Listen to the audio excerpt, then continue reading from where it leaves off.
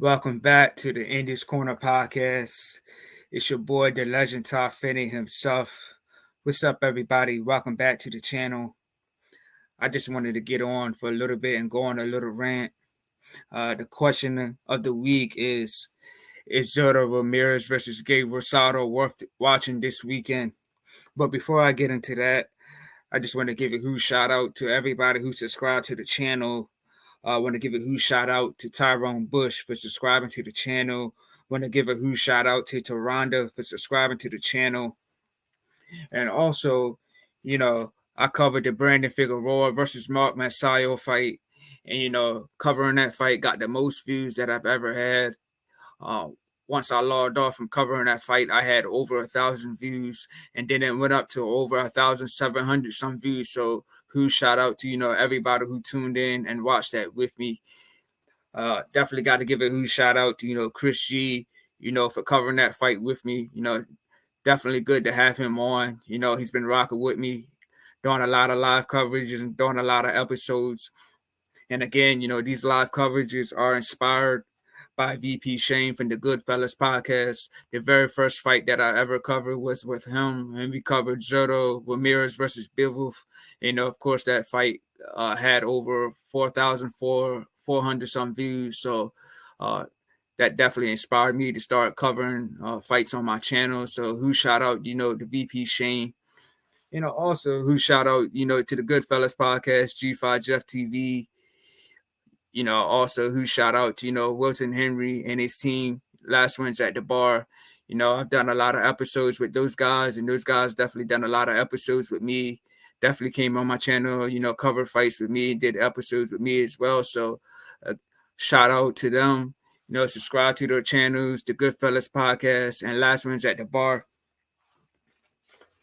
Yeah, so the question of the week is Gabe Rosado versus Zurdo Ramriez worth watching? Zurdo Ramriez, he lost to Bivol last year.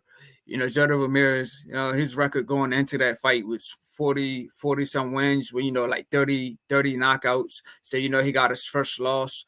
But, I didn't understand his performance. I don't know if he just had a bad night. But, maybe it was just that Bivol was that good and Bivol was that skilled. And, we all seen what Bivol did to Canelo. But, Canelo moved up in weight for that fight. But, to me, in my professional opinion, this is a huge step down, Ramirez. Just because you take one loss doesn't mean you have to, take on a journeyman like Gabe Rosado. But the one thing about Gabe Rosado, even though he's a journeyman, is that, he's always welcoming at a tough challenge. He never turns down any fights. I seen Gabe Rosado fight years ago, way back in 2009, and he's still going strong. So, he's definitely got a strong chin, a solid chin. And, a lot of people, count journeymen out, because they have a lot of losses, but we can't count journeymen out, at the end of the day. Gabe Rosado, he's had a role in the Creed movie.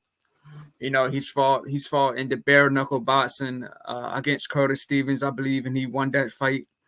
He does some commentating here and there. So, Gabe Rosado definitely does other things, outside of the sport of boxing.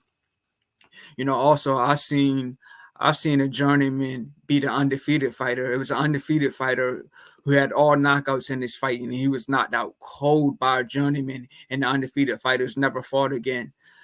And also, 2 months ago, we had Lamont Peterson. He recently just lost to a journeyman. So, a lot of people look at journeymen and say, those guys are tomato cans or bums, but you never know what happens behind the scenes in these journeymen's careers.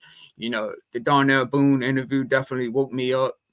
He took a lot of fights. On short week's notice. He took a lot of fights where he trained himself. He didn't have the best team behind him. It's a lot of fighters, who go into the fights with injuries. They go into fights, with the illness, go into fights, after coming off a bad cold, So we can't count journeymen out. We just seen Derek Chisora, fight Tyson Fury on the biggest stage of them all. Of course, nobody really wanted to see that fight. Tyson Fury's already beat Derek Chisora 2 times, but at the end of the day, Derek Chisora got a nice payday from that. So we definitely can't count journeymen out. But the thing is, if you look at Rosado's record, Rosado, he's been in there with so many guys, man. He's been in there with Charlo. He's been in there with Peter Quillen. He's been in there with Danny Jacobs, and I believe he won that fight. He's been in there with Shane Mosley Jr. He's been in there with Triple G.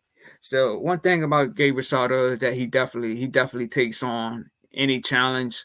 So respect to him. He's definitely a warrior. But yeah, my question for y'all is: do y'all think that this fight is worth watching? And will you watch it? And do you guys think I should cover this fight? Drop some comments in the comment section below and let me know what you think. All right, y'all. I'm out. See you guys again soon.